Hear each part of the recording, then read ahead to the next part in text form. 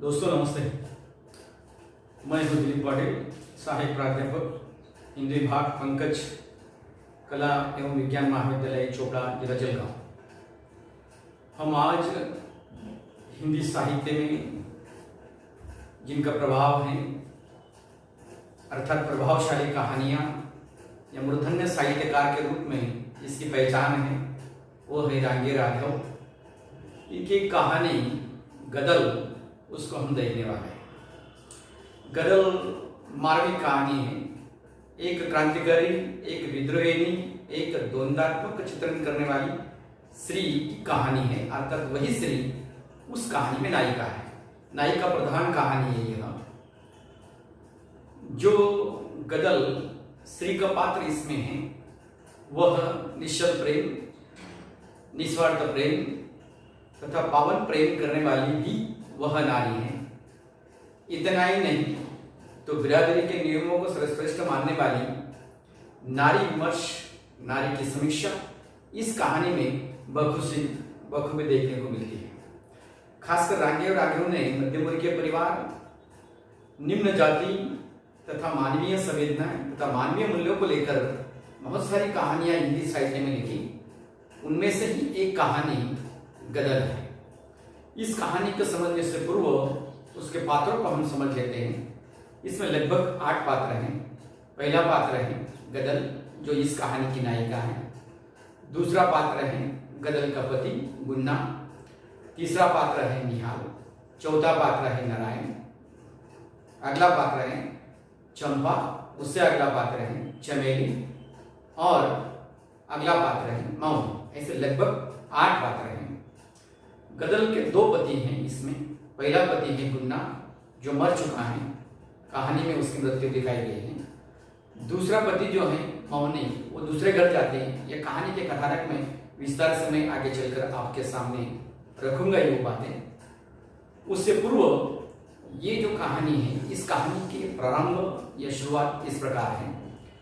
कहानी में उसका जो बड़ा बेटा है निहाल, उसका झगड़ा होता है अपनी माँ से अर्थात गदल से। गदल से उसका झगड़ा, वो झगड़े में निहाल जो है अपनी माँ को कह रहा है हत्यारी तेरा कत्ल कर दूंगा।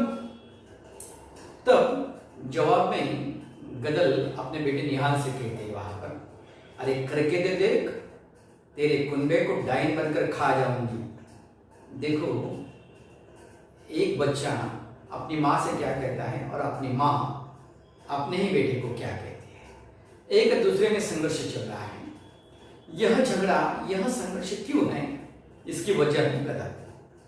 क्योंकि बात ऐसी होती है, गुन्ना अर्थात निहाल का पिताजी, गदल का पहला पति, वो मर चुका है। गदल ने वो मरने के पश्चात दूसरी शादी कर लेती है और दूसरी शादी वाला जो उसका पति है मौनी, वह लाहौरी गुजर है।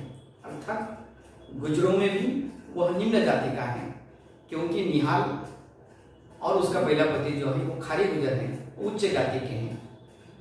इसी कारण से निहाल अपनी माँ के ऊपर बिगड़ रहा है, क्योंकि वो कहता है कि मेरे पिताजी की क्या मृत्यु हो गई और आपने दूसरी शादी कर ली यहाँ पर और दूसरे के घर में जा बसी। वो उसको समझाता है।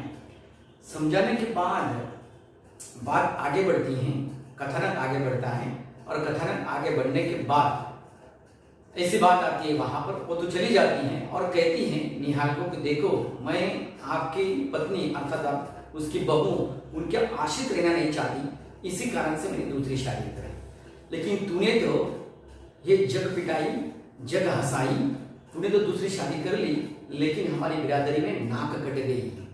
निहाल अपनी माँ को कहता है, इसलिए उसके दूसरा पति जो है उसके यहाँ से घसीट कर वो अपने घर उसको लाता है।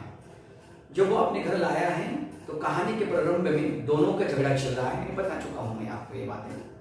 फिर कहानी जो है आगे बढ़ती है, रात्रि हो जाती है और रात्रि में ड्योडी, उसका जो देवर है, एक पात्र इस कहानी में, उसका जो देवर है, उसका देवर की पत्नी मर चुके हैं, बच्चे भी मर चुके हैं, इसी कारण से वह निहाल और गदल में ही उसके परिवार में रहता था।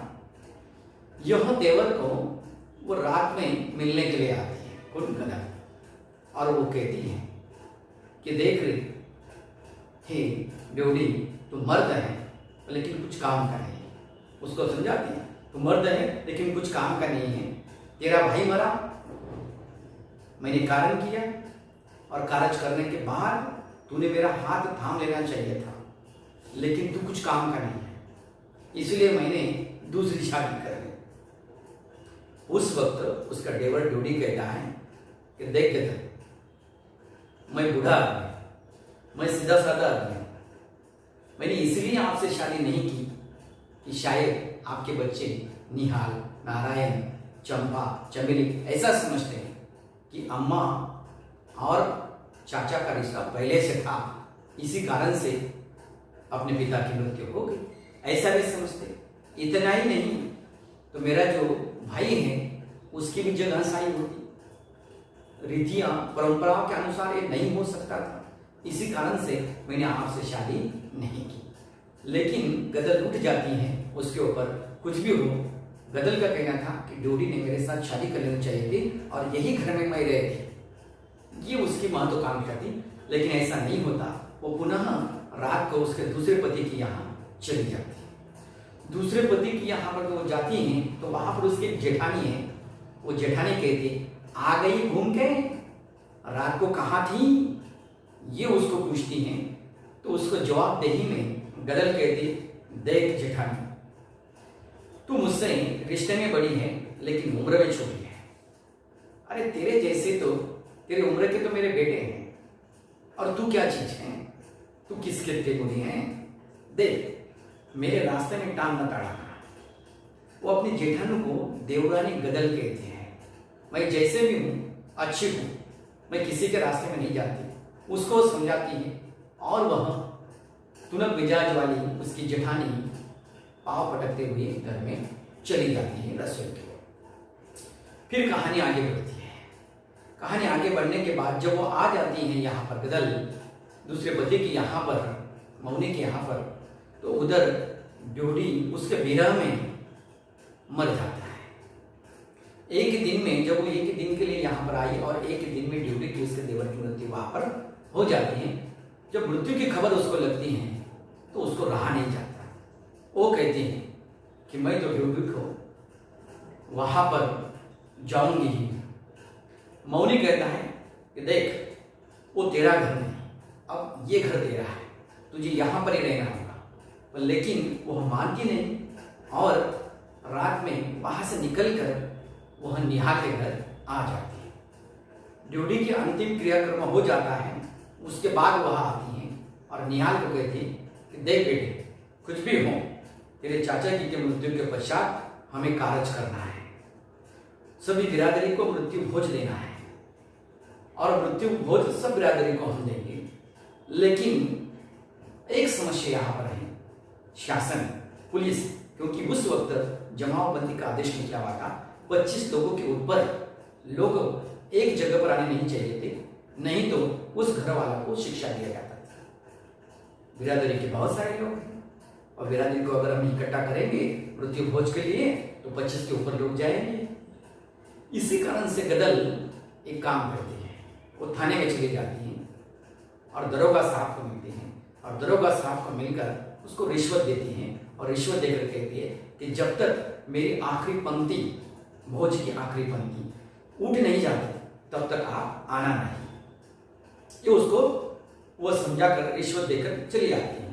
ये रिश्वत की बात उसका जो दूसरा पति होता है मौनी, उसको समझ जाती है और मौनी, वो जो दरोगा होता है जो रिश्वत ले रहा है, उससे ऊपर के अफसर के पास चला जाता है, उसके ऊपर के अफसर को कह देता है कि आपके निचले अफसर ने, निचले दरोगा ने ऐसे ऐसे रिश्वत ऐसे ऐसे से ली हुई है। क्यों? क्योंकि ये बात वो मौनी से देखी नहीं जाती, क्योंकि उसको छोड़कर वो चली गई है, इसी कारण से। फिर बात ये आती है, आगे कहानी बढ़ती है। भोज का दिन आता है, एक एक पंक्ति बिरादरी की उठ रही है और लोग अपने अपने घर खाना खाकर जा रहे हैं। आखिरी पंक्ति जो है बची हुई है, उस वक्त बंदूकधारी पुलिस वहां पर आ जाते हैं। वो जो दरोगा था जिसने रिश्वत ली थी वो दरोगा भी आ जाता है, क्योंकि ऊपर के साहब के आदेश वही से थे। वो सब लोग वहां आ जाते हैं और गदर को कहते हैं कि देख गदर, ये बंद कर, क्योंकि ये कानून के विरुद्ध है, इसलिए ये बंद कर दे। पर गदर मानते नहीं। गदर कहते हैं कि देख दरोगा, मैं तो आखिरी पंक्ति उठा कर ही रहूंगी, कुछ भी हो जाए। गदर अपने बेटे नारायण को कहते हैं तू छत के ऊपर जा, 4 लोग आपके साथ लेकर जा और बंदूक के हाथ में लेकर जा और उनके ऊपर जो है गोलियां चला। तब तक मैं घर में बिरादरी की आखिरी पंक्ति उठाकर ऊपर आती हूँ। ऐसा कहती है, गोलीबारी शुरू हो जाती है। आखिरी पंक्ति यहाँ पर बिरादरी की उठ जाती है और बिरादरी की आखिरी पंक्ति उठ जाने के बाद वह ऊपर आती है छत पर। गदर कहती है नारायण को, तू अभी यहां से चला जा। नारायण जाने के लिए तैयार नहीं है। नहीं माँ, तू अकेले यहाँ पर कैसे मुकाबला कर सकती है? इतने सारे पुलिस है यहाँ पर और उनके पास आधुनिक बंदूकें हैं, हमारे पास तो आधुनिक बंदूकें भी नहीं है। फिर बात ऐसी आती है, वो कहते हैं कि तुझे मेरी कसम है। निहाल को भी कहते कि उसको भी मेरी कसम है, आप अपने बीवी बच्चों के साथ यहाँ से चले जाओ, दूर भाग जाओ, मैं अकेले यहाँ पर रहूँ। जब उनको ऐसी कसम दे देती हैं तो नारायण और निहाल अपने बीवी और बच्चों के साथ चले जाते हैं। जब बीवी और बच्चों के साथ वो चले जाने के बाद वो अकेली बंदूक लेकर गोलियां दागती हैं पुलिस के ऊपर, लेकिन उस वक्त पुलिस की एक गोली उसके पेट में घुस जाती है, वह जमीन के ऊपर पड़ जाती है। सब पुलिस उसको घेरे हुए हैं और कहानी का अंतिम छोर यहां पर आ जाता है। जब सब पुलिस वहां आते हैं, पुलिस उसको पूछती है कि तू कौन है? तो कहती हैं कि जो मर गया उसकी मैं। बस इतना ही वाक्य कहानीकार ने वहां पर रखा हुआ है और वो वाक्य को तोड़ दिया है। अर्थात आप समझ जाइए, वो सब बातें हमें समझनी है कि उसकी वो क्या है। अर्थात वह बोल रही है वहां पर कि मेरा निश्चल प्रेम, पावन प्रेम, निस्वार्थ प्रेम ड्यूटी के ऊपर था, इसलिए मैं मर रही हूं। इतना ही नहीं, उसका कारक भी मैंने धूमधाम से किया, सब बिरादरी को मैंने मृत्यु भोज दिया और मैं आज स्वर्गलोक से जा रही हूं। बस मुझे जो करना था वो मैंने कर लिया है और आपने जो करना था वो आपने कर लिया है। ये कहानी यहां पर खत्म हो जाती है, समाप्त हो जाती है। लेकिन कहानीकार ऐसा कहता है कि इसमें गदर विद्रोही रूप उसका दिखाया गया है, बड़ी ही क्रांतिकारी रूप उसका दिखाया गया है, बड़ी ही महत्वाकांक्षी वाली विचारों वाली एक स्त्री को दिखाया गया है, और तो और वात्सल्यमयी भी मां भी दिखाया गया है। क्यों? क्योंकि आखिरी वक्त को नारायण और निहाल को अपनी वहां पर कसम देती है और निकाल देती हैं, तब कहानीकार ये बात स्पष्ट करता है यहाँ पर कि वह मां जो कहानी में निहाल से कहती है कि आपके कुंबे को डायन बनकर मैं खा जाऊंगी, और निहाल उसको कहता है हत्यारी, तेरा कत्ल कर दूंगा। झगड़ा कहां से कहां चला जाता है, लेकिन आखिर में मां जीतती है, मां की विजय होती है। वहां पर यह बात भी बहुत महत्वपूर्ण है इस कहानी में, और कहानी यहां पर विराम लेती है। धन्यवाद।